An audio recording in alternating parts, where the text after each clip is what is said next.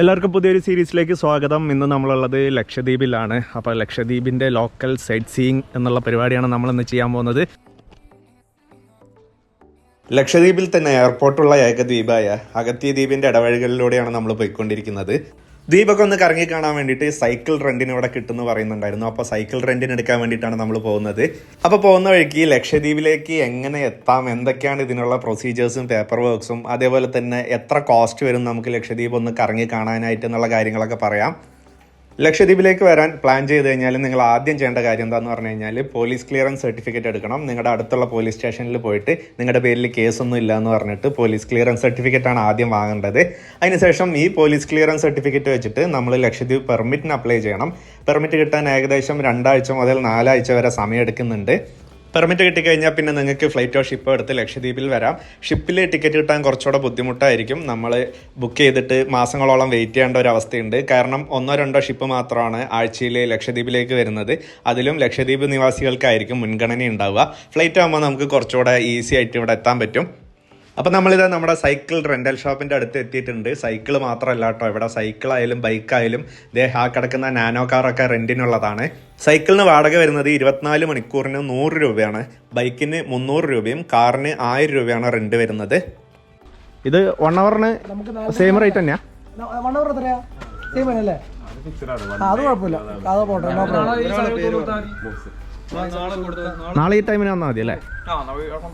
ലാബേഷ് അപ്പൊ രാവിലെ കറങ്ങാം, എക്സസൈസ് ആയി.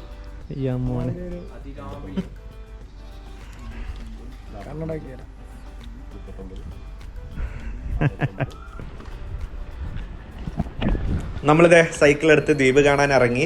അഗത്തി ദ്വീപ് 7.5 കിലോമീറ്ററാണ് എയർപോർട്ട് അടക്കം നീളം വരുന്നത്. അതുകൊണ്ട് ഇതിനകത്ത് ഒരുപാട് കാര്യങ്ങൾ കാണാനില്ല. പക്ഷേ ഉള്ള കാര്യങ്ങൾ ഭയങ്കര എക്സൈറ്റിംഗ് ആയിരിക്കും. അതാണ് ലക്ഷദ്വീപിൻ്റെ പ്രത്യേകത. ഇവിടെ തൊട്ടടുത്തൊരു മ്യൂസിയം ഉണ്ട് എന്ന് പറയുന്നത് കേട്ടു. ആദ്യം നമ്മൾ അങ്ങോട്ടാണ് പോകുന്നത്. പോകുന്ന വഴിക്ക് കൗതുകമുള്ളൊരു കാഴ്ച കണ്ടപ്പോൾ നിർത്തിയതാണ്. ഇതൊരു കല്യാണക്കുറിയാണ്. സംഭവം മലയാളത്തിലാണുള്ളതെങ്കിലും അർത്ഥം പെട്ടെന്ന് നമുക്ക് വായിക്കുമ്പോൾ മനസ്സിലാവുന്നില്ല. അപ്പോൾ ഇവിടെയുള്ള ഒരാളോട് ചോദിച്ചപ്പോൾ അറിയാൻ കഴിഞ്ഞത് ലക്ഷദ്വീപിൽ അങ്ങനെ നമ്മുടെ നാട്ടിലെ പോലെ കല്യാണക്കുറി അടിച്ച് എല്ലാവരുടെയും കൊടുക്കുന്ന പരിപാടിയൊന്നുമില്ല. കോമൺ ആയിട്ടുള്ള ഒരു പ്ലേസിൽ ഇതുപോലെ ഒട്ടിക്കുകയാണ് ചെയ്യുക. ഇത് കണ്ടിട്ടാണ് ആളുകൾ കല്യാണത്തിന് വരുന്നത്.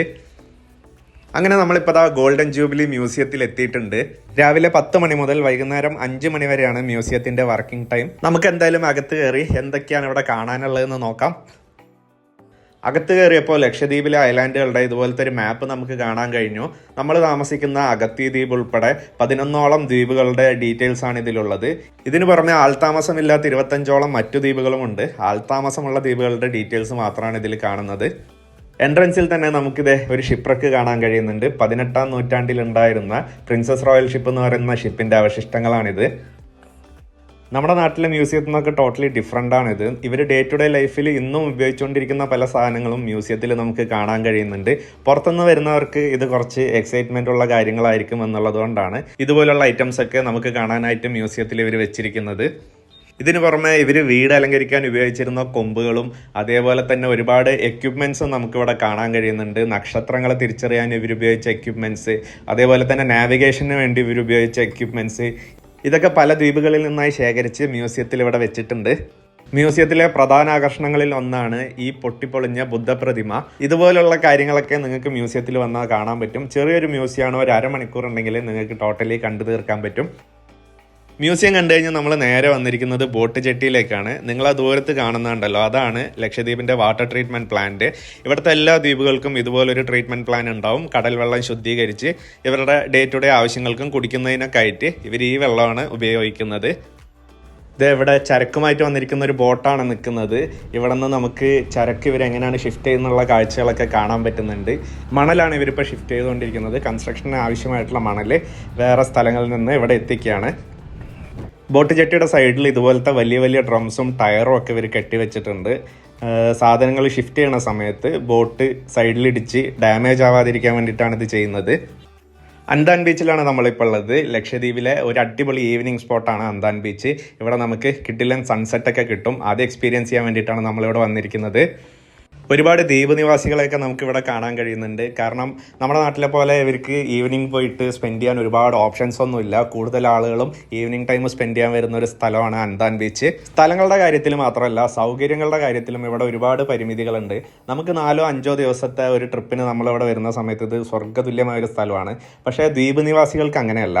യാത്രാ സൗകര്യം ഉൾപ്പെടെ പല കാര്യങ്ങളിലും ഇവിടെ പരിമിതികളുണ്ട്. പെട്രോളിനൊക്കെ ഏകദേശം 140 രൂപയാണ് റേഷനിൽ വരുന്നത്. അല്ലാതെ നമ്മൾ പ്രൈവറ്റായിട്ട് മേടിക്കുകയാണെങ്കിൽ 200-250 രൂപയൊക്കെ പറയുന്നുണ്ട്.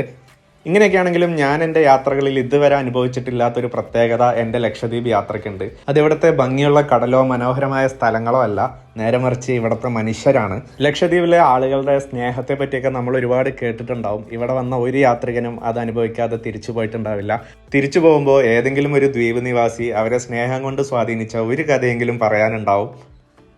വീഡിയോ എൻഡപ്പ് ചെയ്യുന്നതിന് മുമ്പ് കുറച്ച് ലക്ഷദ്വീപ് ആർട്ട് ഫോംസ് ഒക്കെ ഞാൻ വീഡിയോയുടെ അവസാനത്തിൽ ആഡ് ചെയ്തിട്ടുണ്ട്. വീഡിയോ നിങ്ങൾക്ക് ഇഷ്ടമായെന്ന് വിശ്വസിക്കുന്നു. ഇഷ്ടമായിട്ടുണ്ടെങ്കിൽ മറക്കാതെ ചാനൽ സബ്സ്ക്രൈബ് ചെയ്യുക.